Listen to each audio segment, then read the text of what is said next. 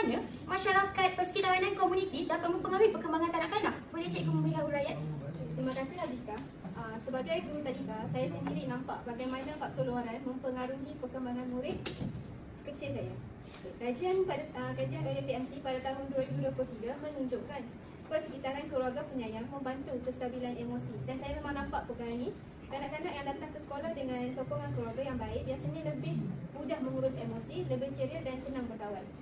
Selain itu, ada kajian oleh BMC Psikologi pada tahun 2025 mendapati kualiti komuniti meningkatkan perkembangan kognitif.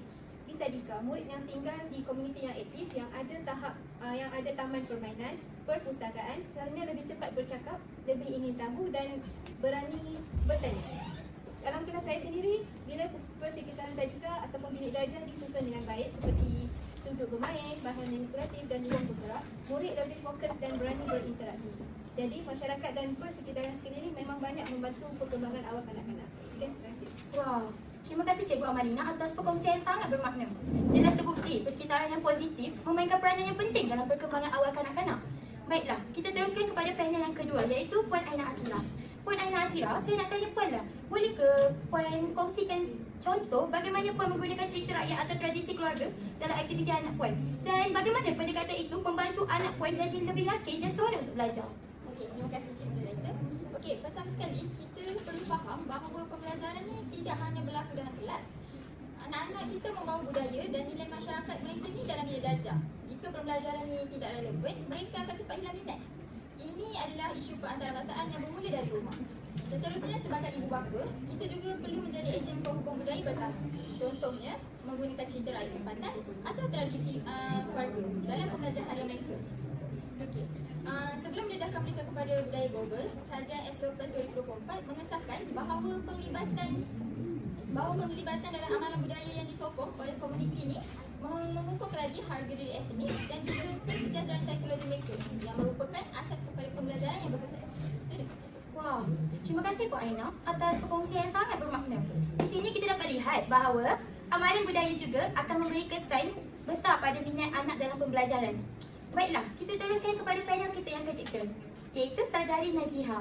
Saudari Najiha, sebagai seorang pelajar pendidikan, bagaimana saudari melihat peranan persekitaran sekolah dan komuniti dalam membentuk tingkah laku dan sosialisasi kanak-kanak itu sendiri? Okey, terima kasih kepada moderator, rakan-rakan dan semua penonton dalam dewan ini. Pertamanya, masyarakat dan budaya menjadi asas pembentukan identiti kanak-kanak. Menurut Lins, pada tahun 2020, yang merupakan sosiologi pendidikan dan pengaruh budaya dalam pembelajaran, mengatakan budaya menyediakan nilai, bahasa dan amalan harian yang mempengaruhi cara kanak-kanak berfikir dan belajar. Oleh itu, guru perlu merancang aktiviti pembelajaran yang menghormati kepelbagaian budaya supaya setiap kanak-kanak berasa dihargai. Seterusnya, komuniti dan kelas sosial turut menentukan hak akses kepada sumber pendidikan. Menurut OECD pada tahun 2018, yang merupakan equity dalam pendidikan, mengatakan kanak-kanak daripada latar sosioekonomik yang rendah sering mendapat kekurangan bahan dan sokongan pembelajaran. Maka, guru harus memastikan aktiviti pembelajaran bersifat inklusif, menyediakan peluang sama rata walaupun latar belakang yang berbeza. Selain itu, menurut Ron Frenner pada tahun 1979 mengatakan persekitaran pembelajaran sama ada fizikal atau sosial sangat mempengaruhi perkembangan kanak-kanak. Persekitaran yang selamat, responsif dan mensesuaikan kanak-kanak akan meningkatkan motivasi serta menggalakkan interaksi yang positif. Secara ringkasnya, semua konsep sosiologi ini bukan sekadar teori, tetapi panduan penting untuk guru memahami bagaimana setiap kanak-kanak dibentuk oleh budaya, komuniti, status dan persekitaran mereka. Dengan kefahaman ini, terdapat mencipta pengalaman pembelajaran yang lebih adil, inklusif dan relevan dengan perkembangan kanak-kanak. Wow, perkongsian yang jelas dan menarik. Terima kasih Saudari Najiha. Jadi, komuniti memang berperanan penting kerana ia akan memberi kesan besar pada kanak-kanak tentang cara mereka bergaul dan ia dapat membina sosial diri mereka. Baiklah, kita pergi kepada panel seterusnya, iaitu Cik Azwida. Cik Azwida, saya nak tanyalah, pada pendapat Cik Azwida kan, sebagai seorang pensyarah, apakah pengaruh masyarakat terhadap perkembangan kanak-kanak? Baik, terima kasih kepada moderator atas bimbingan. Untuk faktor luaran memainkan peranan penting dalam perkembangan emosi, sosial dan kognitif kanak-kanak. Menurut Albert Bandura, 1977, kanak-kanak banyak belajar melalui pemerhatian dan peniruan.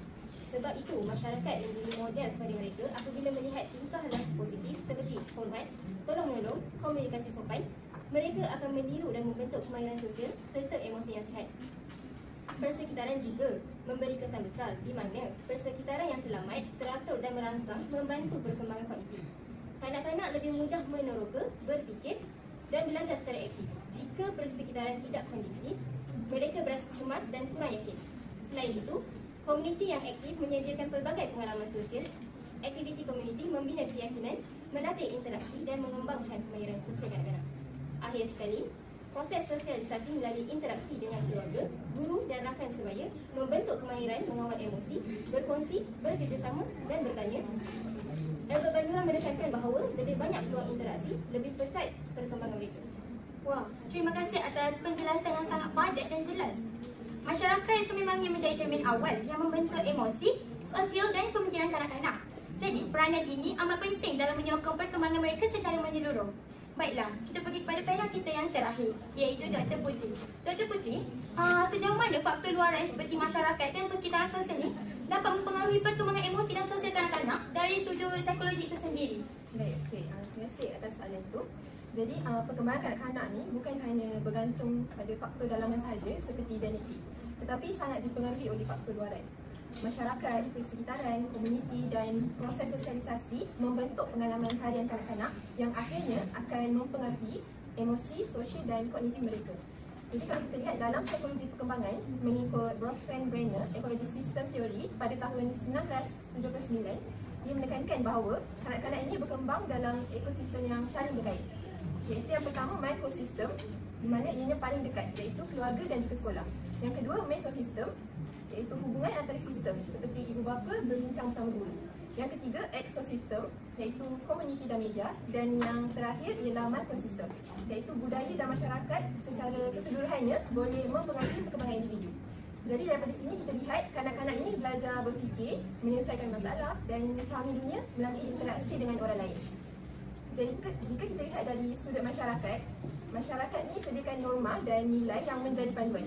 Contohnya, dalam masyarakat yang tekankan kesabaran, kanak-kanak belajar mengawal emosi mereka dengan lebih baik. Kalau kita lihat dari segi sosial pula, kanak-kanak ini belajar berperanan dan bertanggungjawab melalui interaksi dengan orang dewasa dan rakan sebaya. Kalau kita lihat daripada kognitif pula, akses kepada pendidikan dan teknologi dalam masyarakat sangat mempengaruhi cara mereka berfikir. Itu sahaja daripada saya. Ringkas dan padat, tapi penjelasan yang sangat menyeluruh dan berasaskan ilmu psikologi perkembangan itu sendiri. Terima kasih, Doktor.